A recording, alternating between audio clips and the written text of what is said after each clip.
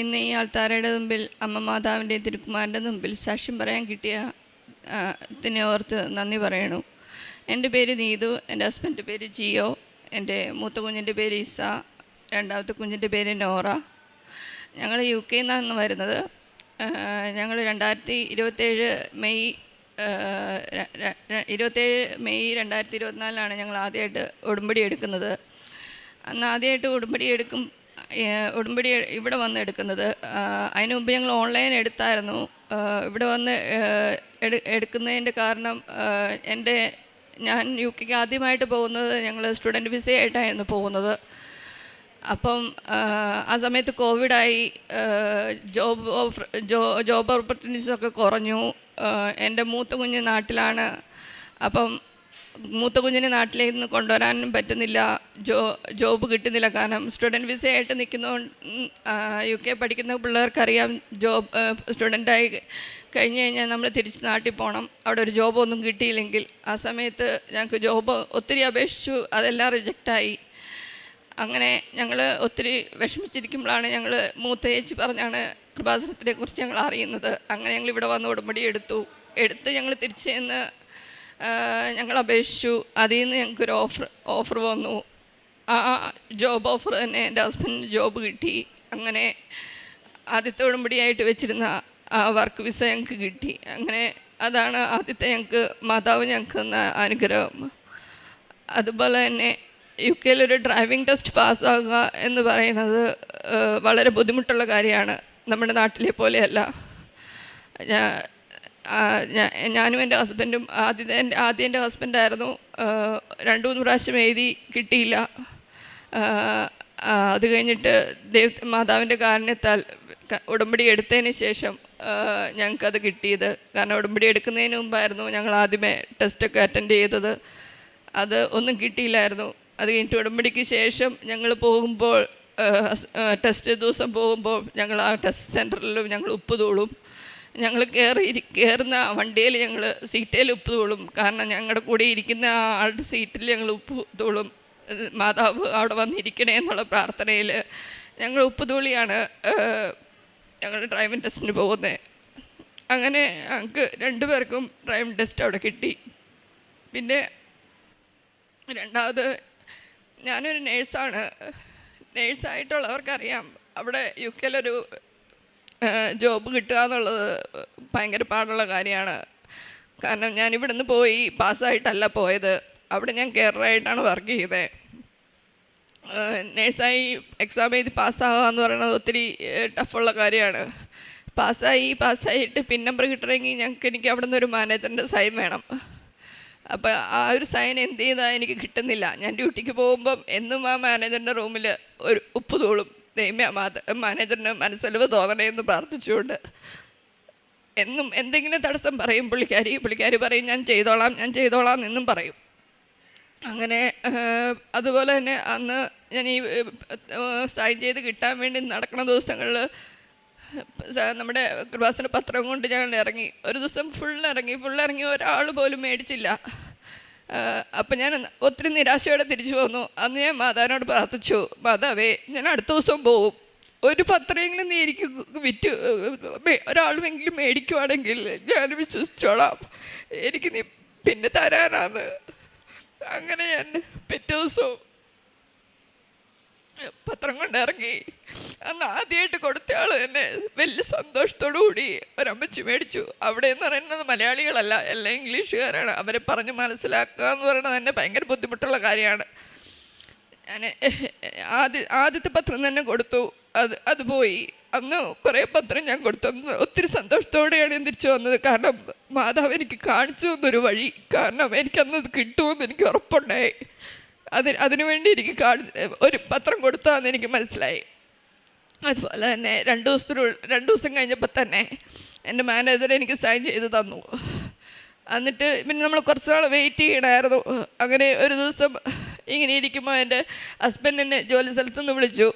എടീ, എന്നാന്നറിയത്തില്ല, എൻ്റെ മുറി നടേ സ്റ്റാർ കാണുന്നു, ഇന്ന് ചിലപ്പോൾ നിനക്ക് പിൻ നമ്പർ വരുമായിരിക്കും എന്ന് പറയുന്നു. അപ്പോൾ ഞാൻ പറഞ്ഞു, മാതാവ് കൂടെ ഉണ്ടല്ലോ, നമുക്ക് കിട്ടുമായിരിക്കും. അങ്ങനെ പറഞ്ഞിരുന്നു. കറക്റ്റ് 3 മണിയായപ്പം എനിക്ക് ഇമെയിൽ വന്നു എൻ്റെ പിൻ നമ്പർ. അത് വലിയൊരു അത്ഭുതമായിരുന്നു. കാരണം അന്ന് ഹസ്ബൻഡിന് ഒരു മാതാവിൻ്റെ ഒരു പ്രസൻസ് അവിടെ കാണിച്ചു. അതായിരുന്നു എൻ്റെ അടുത്ത സാക്ഷ്യം.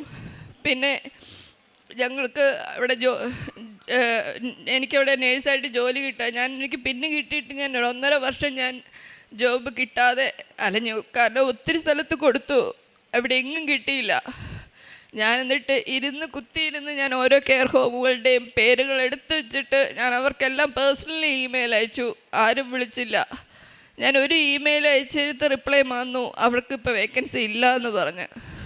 എന്നിട്ട് ഞാൻ പിന്നെയും ഇങ്ങനെ മാതാവിനോട് ഇങ്ങനെ പ്രാർത്ഥിച്ചു, ദൈവമേ, കാരണം 3 വർഷം കൂടി കഴിഞ്ഞാൽ നമുക്ക് പിൻ നമ്പർ ജോലി കിട്ടിയില്ലെങ്കിൽ അവിടെ നമ്മുടെ പിൻ നമ്പർ കട്ടായി പോകും. അപ്പം 1.5 വർഷമായി എനിക്ക് പിന്നും കിട്ടിയിട്ട്. നമ്മൾക്ക് ഇത്ര മണിക്കൂർ അവിടെ വർക്ക് ചെയ്യണം, എന്നാൽ മാത്രമേ നമുക്ക് പിൻ നമ്പർ അവിടെ നിലനിർത്താൻ പറ്റുള്ളൂ. അങ്ങനെ ഒരു ദിവസം എന്താണെന്നറിയത്തില്ല, എൻ്റെ മനസ്സിലിങ്ങനെ തോന്നിച്ചു, ഇന്നൊരു കെയർ ഹോമിൽ നീ ഒന്നോടെ ഒന്ന് ഇമെയിൽ ഇട്. ആ ഇമെയിൽ ചുമ്മാ ഞാൻ അന്ന് എൻ്റെ മനസ്സിലിങ്ങനെ തോന്നിച്ചു. അപ്പം ഞാൻ അപ്പയോട് പറഞ്ഞു, അപ്പേ ഇങ്ങനെ എൻ്റെ മനസ്സിൽ ഒന്നോടെ ഇടാൻ പറഞ്ഞു. അവരെന്നോട് ഇല്ലയെന്ന് പറഞ്ഞു, പക്ഷേ എൻ്റെ മനസ്സിൽ എന്നാന്ന് അറിയത്തില്ല, ഇങ്ങനെ തോന്നിക്കുന്നുണ്ട്. ഞാൻ ഒന്നോടെ ഇട്ട് നോക്കി. ഞാനത് മാതാവിനെ തോന്നിച്ചതെന്ന് തന്നെ പറയാം. കാരണം ആ ഇമെയിലിന് എനിക്ക് അവർ റിപ്ലൈ തന്നു, നീ എന്നെ വന്ന് കാണാൻ പറഞ്ഞുകൊണ്ട്. അവിടെ ഒരു വേക്കൻസി ഇല്ല, പക്ഷേ അവരെന്നെ വന്ന് കാണാൻ പറഞ്ഞു. ഞാനവിടെ ചെന്നപ്പോൾ പറഞ്ഞു, ഇപ്പോൾ വേക്കൻസി ഇല്ല, പക്ഷെ ബാങ്കായിട്ട് നിന്നെ ഞങ്ങളിപ്പോൾ എടുക്കാമെന്ന് പറഞ്ഞു. നിനക്ക് ഓക്കെ ആണോ എന്ന് ചോദിച്ചു. ഞാൻ പറഞ്ഞു, ഞാൻ ഒത്തിരി സന്തോഷത്തോടെ പറഞ്ഞു ഓക്കെ, കാരണം ഞാൻ വേക്കൻസി ഇല്ലാതെ നടക്കുന്ന സമയമാണ്. അങ്ങനെ ഞാൻ ബാങ്കായിട്ട് അവിടെ കയറി. ആ പിറ്റേ മാസം തന്നെ അവിടെ എനിക്കൊരു പെർമനൻ്റായിട്ട് അവർ ജോബ് തന്നു. അത് വലിയൊരു അത്ഭുതം തന്നെയാണ്. കാരണം മാതാവ് എൻ്റെ മനസ്സിൽ തോന്നിച്ചതാണ് ആ കെയർ ഹോമിലേക്ക് ഒന്നോടെ കൊടുക്കാൻ. കാരണം അവിടെ ഒരു പോസ്റ്റ് ഒന്നും തന്നെ ഇല്ല. അപ്പോൾ അവിടെയുള്ളവർ തന്നെ എന്നോട് ചോദിച്ചു, ഇവിടെ വേക്കൻസിയുടെ പോസ്റ്റ് ഇട്ടിട്ടില്ലല്ലോ എന്ന്. അപ്പോൾ എൻ്റെ മനസ്സിൽ എൻ്റെ മാതാവ് തോന്നിച്ച ഒരു കെയർ ഹോമാണത്. അങ്ങനെ അവിടെ എനിക്കൊരു നേഴ്സായിട്ട് UK നേഴ്സായിട്ട് ജോബ് എനിക്ക് കിട്ടി. പിന്നെ അവിടെ ഞങ്ങൾക്കൊരു വിസ റിന്യൂവൽ വന്നായിരുന്നു. 3 വർഷം കൂടുമ്പോൾ നമുക്ക് വിസ റിന്യൂ ചെയ്യണം. വിസ റിന്യൂ ചെയ്യാൻ നേരത്തെ ഞങ്ങൾ ആപ്ലിക്കേഷൻ ഫോം കൊടുത്തു, പ്രാർത്ഥിച്ചൊക്കെ കൊടുത്തു. പക്ഷേ അവിടെ എൻ്റെയും കുഞ്ഞുങ്ങളുടെയും വിസ മാത്രം അവിടെ സബ്മിറ്റ് ചെയ്തിട്ടില്ല. കാരണം വിസ വരേണ്ട സമയം കഴിഞ്ഞിട്ടും വിസ റിന്യൂവലിൻ്റെ വിസ വന്നില്ല. എൻ്റെയും കുഞ്ഞുങ്ങളുടെയും മാത്രം വിസ വന്നില്ല. അപ്പം ഞങ്ങളിങ്ങനെ അന്വേഷിച്ചപ്പോൾ പറഞ്ഞു, നിങ്ങളുടെ വിസയുടെ ആപ്ലിക്കേഷൻ അവിടെ ചെന്നിട്ടില്ല എന്ന് പറഞ്ഞു. നിങ്ങളപ്പോൾ 1 മാസത്തിന് മേളിലായി നിങ്ങൾ UK ഇല്ലീഗലായി നിൽക്കണു എന്ന് പറയണു. അത് കേട്ടപ്പോൾ ഞങ്ങൾ ശരിക്കും പറഞ്ഞാൽ തകർന്നു പോയി. കാരണം ഇല്ലീഗൽ എന്ന് പറയുന്നത് അവിടെ വലിയൊരു പ്രശ്നം തന്നെയാണ്. ആ സമയത്ത് സെയിം സമയത്ത് തന്നെ എൻ്റെ ഹസ്ബൻഡിന് ജോബ് സംബന്ധമായ ഒത്തിരി പ്രോബ്ലങ്ങൾ അവിടെ മെൻ്റലി അവരെ ടോർച്ചർ ചെയ്തു. അപ്പോൾ ഹസ്ബൻഡ് എന്നെ വിളിച്ചു പറഞ്ഞു, എടി നമുക്ക് നാട്ടിലേക്ക് തിരിച്ചു പോകാം, എന്നെക്കൊണ്ട് പറ്റണില്ല എന്ന് പറഞ്ഞു. അപ്പോൾ വിസ ഇതുപോലെ തന്നെ ഞങ്ങളുടെ സബ്മിറ്റ് ആയിട്ടും ഇല്ല എന്ന് പറഞ്ഞു. ഞാൻ പറഞ്ഞു, അമ്മ മാതാവ് ഇവിടം വരെ എത്തിച്ചു, ഇനി മാതാവ് തന്നെ നമ്മളെ കാത്തോളൂ എന്ന് ഞാൻ അത്രേ പറഞ്ഞോളൂ. ആ സെയിം സമയത്ത് എനിക്ക് നടുവിന് പ്രോബ്ലമായിട്ട് ഞാൻ കിടപ്പായിപ്പോയി. ഒരു 2.5 ആഴ്ച കിടപ്പെന്ന് പറഞ്ഞാൽ അതുപോലെ കിടന്നു പോയ സമയമായിരുന്നു.